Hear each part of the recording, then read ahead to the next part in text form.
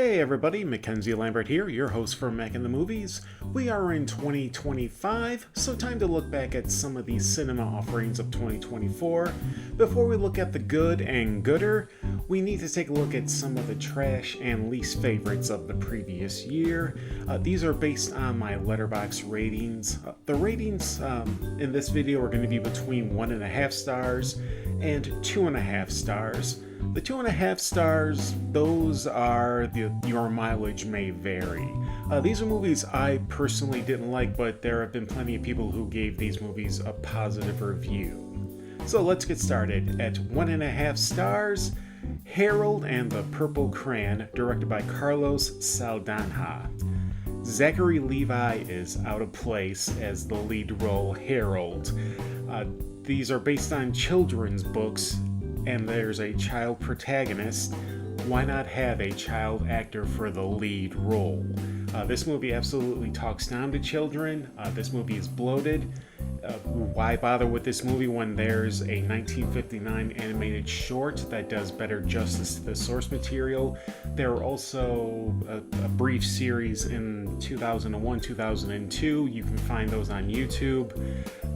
Although I do have to say, Tanya Reynolds as Porcupine is the MVP. She's the one who understood the assignment and actually made this movie tolerable to the degree that I could give it 1.5 stars. Next, Borderlands, co-directed by Eli Roth and Tim Miller. Weird casting choices. You have Kevin Hart as Roland when Terry Crews is right there. I mean, Terry Crews, I think, should be in a lot more stuff. He would have been perfect as the genie in the live-action Aladdin remake, just based on those Tim and Eric commercials. Terry Crews would have had more fun with the character of Roland. Although I do have to admit, Gina Gershon as Mad Moxie, mwah, chef's kiss. Dull action sequences, and it seems that everything post-Borderlands 2 has been a nosedive for the franchise, Randy Pitchford antics included. Up next, Back to Black, directed by Sam Taylor Johnson. This is the biopic of Amy Winehouse. Ignores the phenomenal singer in favor of her demons. It looks cheap. I mean, the recreation of the 2004 interview with Jonathan Ross, the lighting is a total mismatch. They're clearly not in the same room. I wish they at least put in some effort to actually have the lighting of Jonathan Ross and the main actress as Amy Winehouse match, so that you could believe that these two were in the same room. Typical biopic fare. There's a 2015 documentary, Amy, which is the better option. Okay, this one's a bit of a heartbreaker. Kinds of Kindness, directed by Yorgos Lanthimos. I really liked The Lobster. It had a great, dry, dark sense of humor. Kinds of Kindness, I gave this movie an hour. I gave this movie a half hour, and I just couldn't bring myself to finish it. It was well shot. It has a great cast. It's just the quirk. The quirk was too eccentric for me. All right, now we're getting into the 2.5 star movies. These are the ones that are your mileage may vary.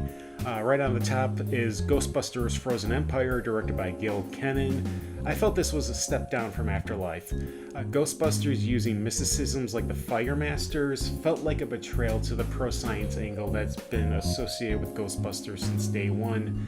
This film really shows just how much Harold Ramis brought balance with his skepticism towards the supernatural.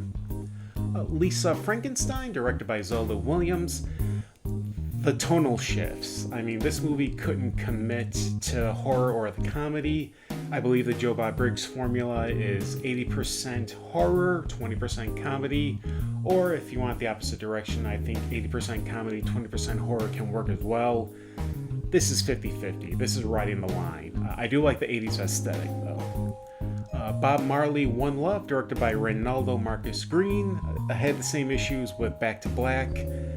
It looked and felt cheap. Better off trying to go for the 2012 documentary Marley.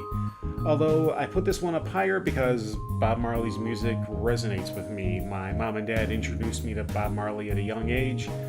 I remember being around 10 years old and I would be listening to the Legend album, just some of the best music I've ever heard.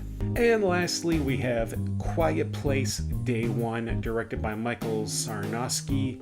The big revelation of the original film is revealed in the first 20 minutes, the fact that these creatures hunt by sound. This was like the big mystery that John Krasinski's character was trying to figure out, and they figure it out in 20 minutes. This just felt like it was a forced franchise. This only needed the first film. They could have spent this money on, creating other monster movies, other crazy creatures. I just felt like this is really a forced franchise. And that wraps up this look back at the movies that didn't hit the mark for me. Let me know your thoughts in the comments below. In a few days, I'll have my honorable mentions for 2024. Until then, this is Mackenzie Lambert for Mack in the Movies, signing off.